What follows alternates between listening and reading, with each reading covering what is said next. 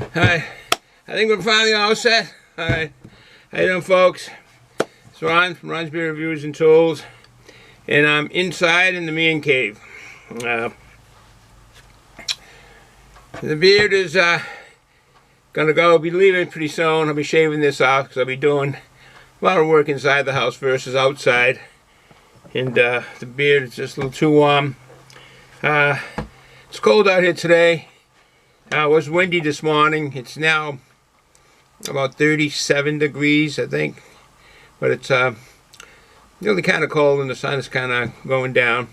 So, with that said, time for a beer. Time to do a beer review. And here's what we have today for you. An Octoberfest brew from Sierra Nevada. I've been looking forward to this this brew. I've been doing a lot of the Octoberfest beers and the pumpkin infused beers, and basically what they say on this is a 6% ABV with what I got for IBUs in this 20 international beer units, 6% ABV with 20 international beer units. It's the ultimate season of revelry. So we teamed up with Germany's famed Bitburger Brewery for an Oktoberfest that turns backyards into beer gardens. That sounds nice. Like my back area, my backyard here is like a beer garden. Rally your friends and celebrate with a fest beer whose rich amber color, secret hop blend, and smooth malty flavor bring the Munich Tench to you. That sounds good. I think those are the colors of Munich. The blue and white, you see them in a lot of Oktoberfest beers, and that seems to be the color there traditionally. Okay, let's see. We have some words on this. It was founded in kind of like started in 1976 when Mr. Ken Grossman started doing homebrew, and he had a homebrew shop in 1976, and officially it opened in the first brewery in 1980. He has 3 locations now, but it started in 1980. Let's see. This brew here, he teamed up with the brewery Bitburger Brewery to brew this beer, which German brews really dominate on the Oktoberfest. Their style, the beer of the Marzen beers. And let's see what else she says. They use the yeast from Bitburger's yeast, and they keep Bitburger, the brewery itself in Germany, keeps a lot of their ingredients close to their vest. They don't let many people know that. They have a secret hop blend, and in 1987, okay, that was another new brewery they had, but they have 3 locations, and 3 locations are CHICO, California, Berkeley, California, and Mills River, North Carolina. Now, 2 on the West Coast, and this one here on the North Coast. I'm not all that familiar with Mills River, North Carolina, but it's on the western part towards Tennessee. It's at 100 Sierra Nevada Way, so they made their own long road, a driveway to get into it. And that's a little west of Charlotte, maybe 50 miles west of Charlotte, North Carolina. Let's see what else we got. If you're familiar with North Carolina, it's on the East Coast there. All right, the malts in this are caramelized malts, Pilsner, a Munich. That sounds like a good lineup. Really, Munich, Pilsner, and caramelized.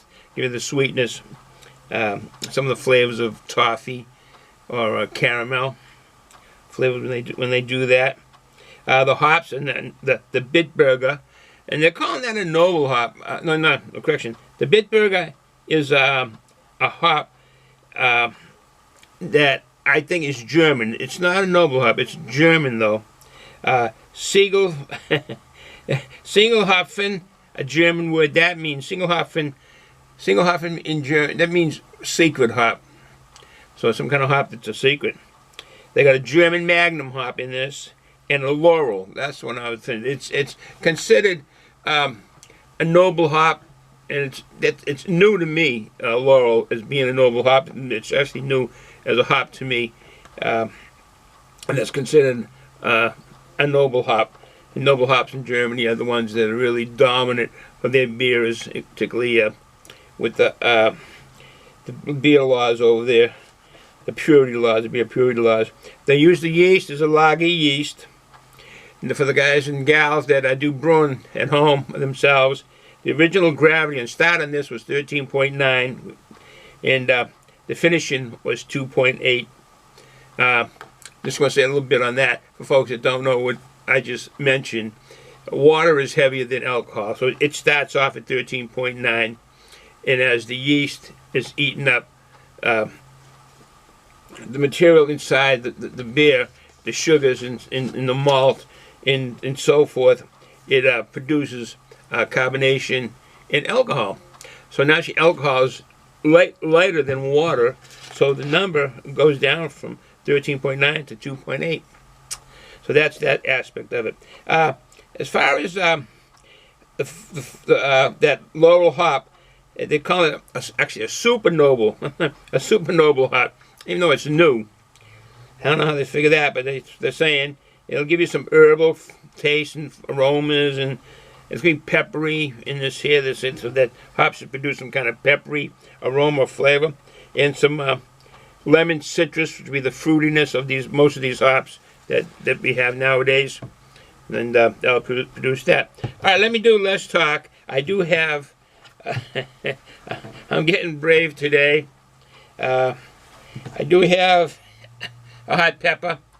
Just seen earlier. From you can know what name that is of the hot pepper. I'll put it up over here. It'll be right over here. That's the name right there. All right. No further ado. Got an opener, a little Corona bottle opener. Let's show the top of this here if we can clean it off a little. All right. I guess we can. Nice cap. Always nice to see. All right. Kind of stuff that I like to see. I have an interest in. If they're going to produce it, might as well see it. That's kind of my thinking. All right. And got a glass. Yeah, we do. Save water. Drink beer. There you go. Okay. No further ado.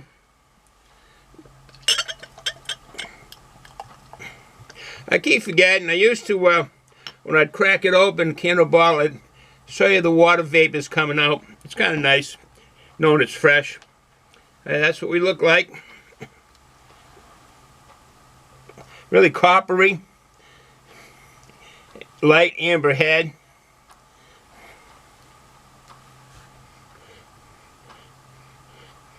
Got a breadiness. And that sweetness of the caramel, like I had mentioned. The breadiness.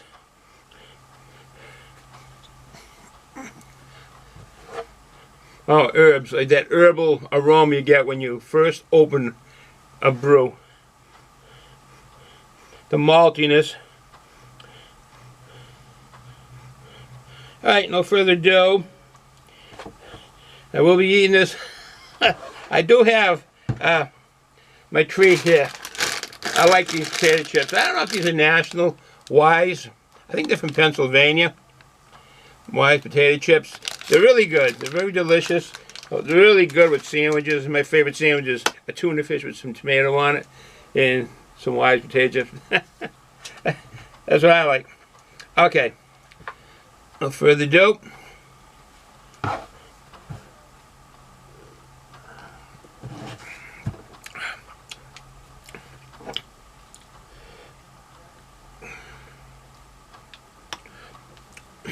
I don't know if that is picking up on the camera. If no, maybe.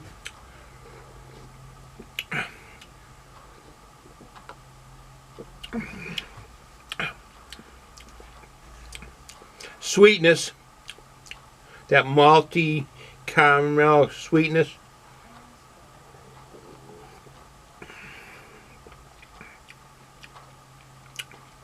I'm getting the back of my throat was before the bitterness. The sweet, the fruitiness, You should get that towards the front, but the middle of the tongue is where the sour, and picking up on that.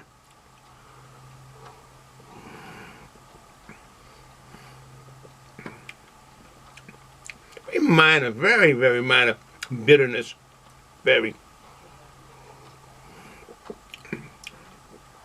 The fruitiness from the hops.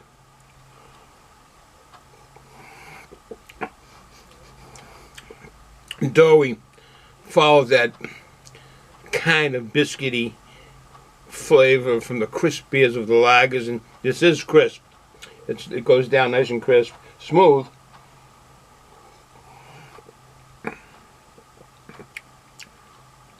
I'm getting a toasty malt flavor.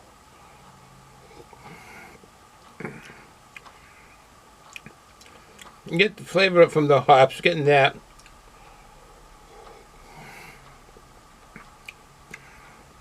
Smooth. It's a well-brewed beer. Well brewed. I enjoy it.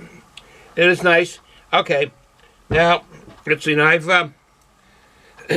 would get this again.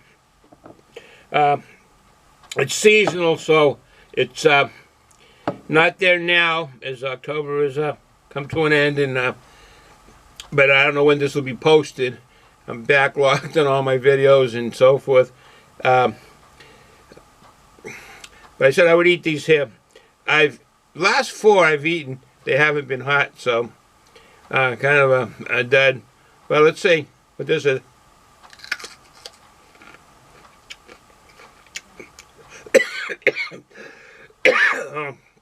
Oh. Took my breath away. It's hot.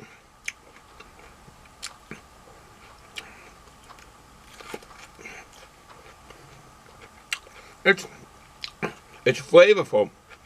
It's hot. Very emotional on my right side of my tongue and my mouth. But it's flavorful. I don't like the seeds.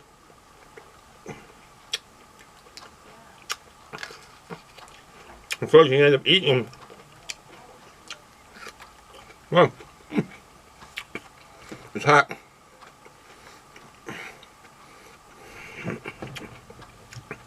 I am ready.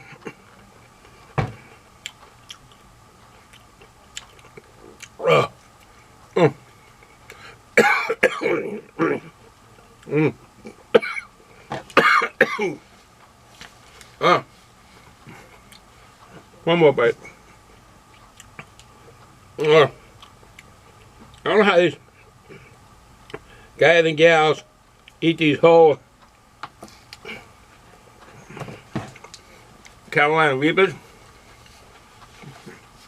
Ooh, my mouth is burning. It's hot. Ooh. But they're flavorful. Mm. Mm. Oh. Oh, catching up with me now. Whoa. Here we go.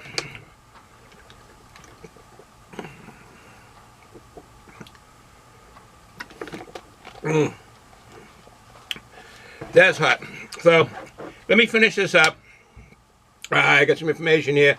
Officially, the date for founding is 1980. Mr. Ken Grossman in Chico, California. Woo! All right, folks. Have a good day. If you're going to drink, don't drive. You're underage.